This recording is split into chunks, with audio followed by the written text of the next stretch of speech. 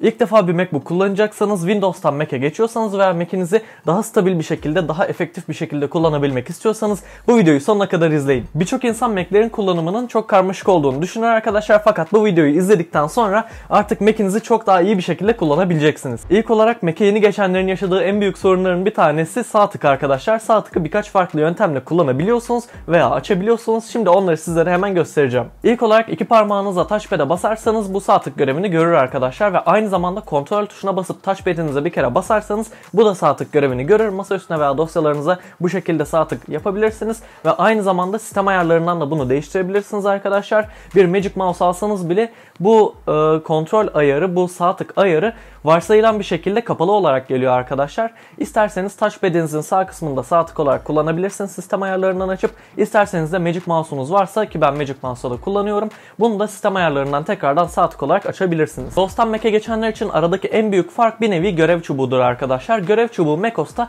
dock olarak geçer ve dock'ınızda genelde uygulamalarınız bulunur ve Launchpad'inizi açarak, bu da iPhone'un ana ekranındaki uygulamalar kısmı gibidir, Mac'inizde olan uygulamaları gösterir ve buradan sürükleyip dock'ınıza bıraktığınız zaman burada uygulamalarınız listelenir arkadaşlar. Bunu dilerseniz ekstra kullanmak istemediğiniz uygulamalar varsa yine sağ tık yaparak dock'tan çıkar diyerek uygulamalarınızı çıkartabilirsiniz. Ve dock'ınızın en sonunda bulunan 3 tane uygulama sizin en sık bir şekilde kullandığınız uygulamaları gösterir arkadaşlar. Daha kolay bir şekilde erişebilmenizi sağlar ve onun bir sağ tarafında da indirilenler klasörü bulunur. Bunun yan tarafına da dilediğiniz klasörü sürükleyip bırakarak buradan istediğiniz zaman tekrardan erişebilirsiniz ve onun da bir sağ kısmında çöp kutusu bulunur.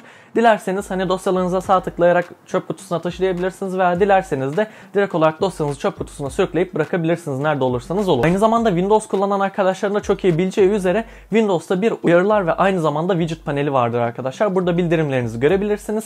Aynı şey macOS'ta da mevcut arkadaşlar. Bunu açabilmek için de touchpad üzerinden çift parmağınızla sürüklemeniz gerekiyor. En sağ kısmından sola sürüklemeniz gerekiyor ve buradan bildirim paneliniz açılıyor. Eğer farklı bir mouse kullanıyorsanız ve buna erişmek istiyorsanız da sağ en üst kısmında saate tıklamanız yeterli olacaktır arkadaşlar. Buradan bildirimlerinizi görebilirsiniz, uyarılarınızı görebilirsiniz ve aynı zamanda hava durumu ve tarih gibi uygulamalarınızı da, widgetlarınızı da görebilirsiniz. Ve aynı zamanda Windows'ta görev çubuğunda bulunan Wi-Fi, Bluetooth ve ses ayarlarını da aynı şekilde macOS'ta değiştirebiliyorsunuz arkadaşlar. Buna erişebilmek için de, kontrol panelimize erişebilmek için de hemen sağ üst kısmında bulunan tarih ve saatin hemen solunda olan kontrol paneline tıklamanız yeterli olur.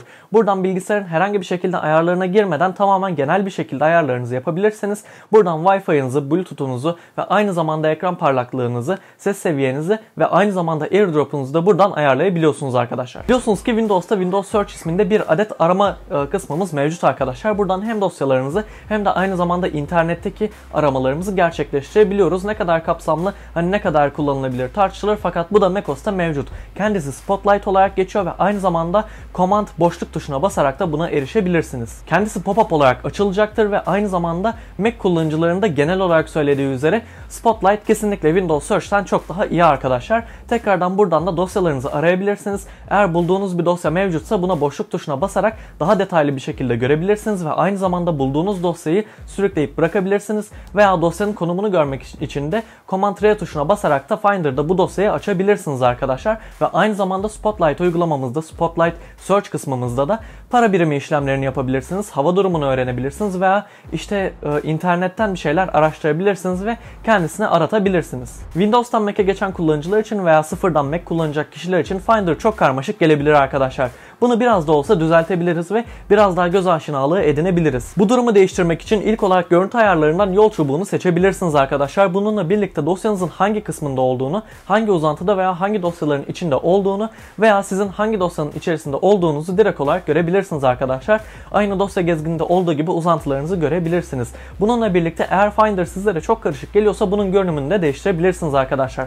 Finder'da veya herhangi bir dosyanın içerisindeyken üst kısmında olan değişikliklerden direkt olarak görünümlerinizi değiştirebilirsiniz veya Command tuşuna basarak klavyenizden 1, 2, 3, 4 sayısına basarak da görünümlerinizi değiştirebilirsiniz. Aynı Windows'un dosya gezgininde olduğu gibi macOS'un da Finder'ın da sol kısmında hızlıca erişebileceğiniz klasörler mevcut arkadaşlar. İndirilenler, videolar, bu tür klasörleri burada bulabilirsiniz. Ve aynı zamanda kendilerine ekstra olarak bir klasör eklemek istiyorsanız da seçtiğiniz klasörü sürükleyerek kendilerinin arasına bırakmanız yeterli olacaktır. Bunu kaldırmak için de direkt olarak sağ tıklayıp dosya gezgininden, dosya çubuğundan, kenar çubuğundan kaldır kullanmıyorum diyerekten bu klasörü buradan kaldırabilirsiniz. Biliyorsunuz ki Windows'ta açtığınız uygulamaya göre bir menü çubuğu mevcut oluyor arkadaşlar. Yani açtığınız bir programla veya bir uygulamaya göre kendisinin penceresinde olan bir menü çubuğu mevcut. Fakat bu macOS'ta da mevcut ama farklı bir yöntemle arkadaşlar.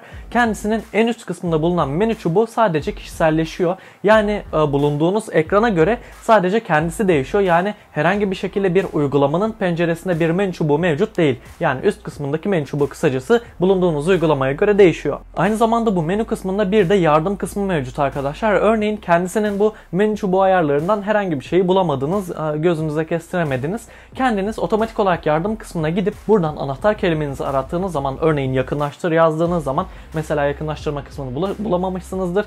Yakınlaştır yazdığınız zaman direkt olarak kendisi nasıl yapılacağını veya işte onu nasıl seçeceğinizi sizlere gösteriyor arkadaşlar. Kısa bir şekilde bu yardım kısmına erişebiliyorsunuz. Ve aynı zamanda bütün menü çubuklarında olan ve değişmeyen tek şey en sol kısmındaki Apple logosu arkadaşlar. Buradan sistem ayarlarına erişebiliyorsunuz. Bilgisayarınızın hakkında kısmına erişebiliyorsunuz. Uygulamayı direkt olarak kapatabiliyorsunuz veya bilgisayarınızı kapatıp yeniden başlatabiliyorsunuz. Tek değişmeyen, bütün uygulamalar arasında tek değişmeyen menü çubuğu kısmı oradaki en üst sol kısmındaki Apple logosu arkadaşlar. Windows'ta ekranımız çok fazla karıştığı zaman Alt Tab yaparak uygulamalar arasında geçiş yapabiliyoruz arkadaşlar. Bu aynı şekilde macOS'ta da mevcut. Command Tab yaparak uygulamalar arasında geçiş yapabiliyorsunuz. Fakat bir uygulamanın birden fazla eklentisi mevcutsa, birden fazla bir penceresi mevcutsa, bunun için de Mission Control tuşuna basarak, MacBook Air'lerde Mission Control olarak geçiyor. Mission Control tuşuna basarak bir paneli açabilirsiniz veya onun yerine touch bar'dan 3 parmağınızla yukarıya sürükleyerek buradan detaylı olarak ekranlarınızı ayarlayabilirsiniz arkadaşlar. Biliyorsunuz ki Windows'ta uygulamaları kapatmak oldukça basit arkadaşlar. Sadece sağ üst kısmında bulunan çarpı işaretine basmanız bizim için yeterli. Fakat macOS'ta bu durum böyle değil. Eğer macOS'ta bir dosyayı veya uygulamayı çarpı işaretinden kapatacak olursanız, yani sol üst kısmında bulunan çarpıdan kapatmak isterseniz, uygulamanız kapanmayacaktır ve arka planda çalışmaya devam edecektir. Peki uygulamayı nasıl kapatabilirsiniz? Birinci yöntemimiz, uygulamamızı kapatabilmek için menü çubuğu üzerinden uygulamamızın adını seçmemiz ve uygulamadan çık dememiz bizim için yeterli arkadaşlar. İkinci yöntemimiz, uygulamadayken Command Q kısa yolunu kullanarak uygulamamızı tamamen kapatabiliriz. Üçüncü yöntemimiz ise direkt olarak DAC'ta bulunan uygulamalardan kapatmak arkadaşlar. DAC'ta alt kısmında bir nokta olacak arkadaşlar. Bu nokta olan kısımlar aslında arka planda açık olan uygulamalarınızı simgelendiriyor. Ve buradan sağ tık yaptığınız zaman, uygulamadan çık dediğiniz zaman da uygulamanızdan tamamen çıkacaktır. macOS'ta çok nadir de olsa uygulamamız yanıt vermeyi durdurabilir arkadaşlar. Windows'ta ne yapıyoruz? Gidiyoruz görev yöneticisini açıyoruz. Buradan Ctrl Alt Delete diyerek buradan uygulamamızdan çıkışımızı sağlıyoruz. Peki macOS'ta ne yapmamız gerekiyor?